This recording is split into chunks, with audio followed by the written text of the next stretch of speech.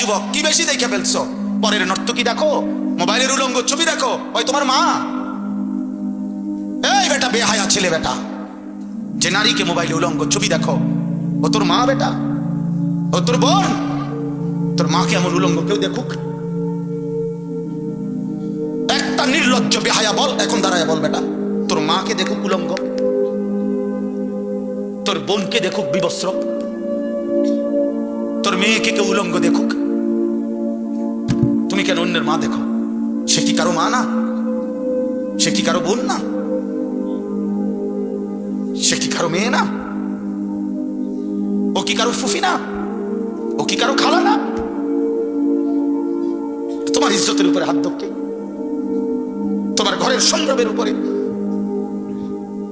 অনেক নাফরমান আছে এমন, যে মূলত এমন নিকৃষ্ট, যে যার ভিতরে এমন মানসিকতা যে আমার বোনের সাথেও যদি কেউ হারাম সম্পর্ক করে আমার আপত্তি নাই, কারণ তুই তো মানুষ না, তুই তো জানোয়ার,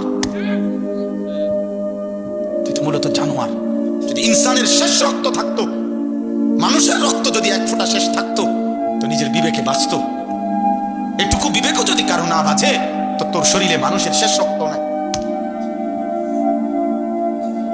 তোর গায়রত নাই বেটা। আল্লাহ বলেন, বান্দা আজ আমি ছাড়বো না। আমি তওবা করতে, মাফ করতে চাইছিলাম বান্দা।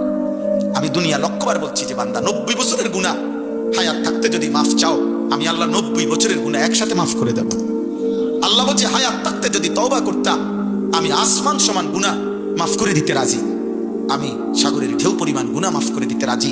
আমি আল্লাহ হিমালয় পর্বতের সমান গুনাহ মাফ করে দিতে রাজি। তো বান্দা, বান্দা তুমি চাইলে আমি মাফ করবো তো, কিন্তু এটা দুনিয়ার হায়াতে মাফ করবো। ইন আতাইতানি লাইলান আতাইতুকা লাইলান।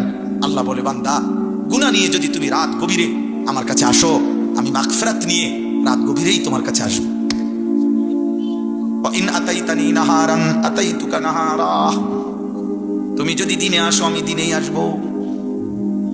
তুমি বান্দা আসবা গুনাহ নিয়া, আমি রব আসবো রহমত মাগফিরাত নিয়া। তুমি আসবা এক বিগত, আমি আল্লাহ আসবো এক হাত। তুমি আসবা এক হাত, আমি আসবো 2 হাত। তুমি আসবে হাঁটতে হাঁটতে, আমি রব মাগফিরাত নিয়ে আসবো দৌড়তে দৌড়তে।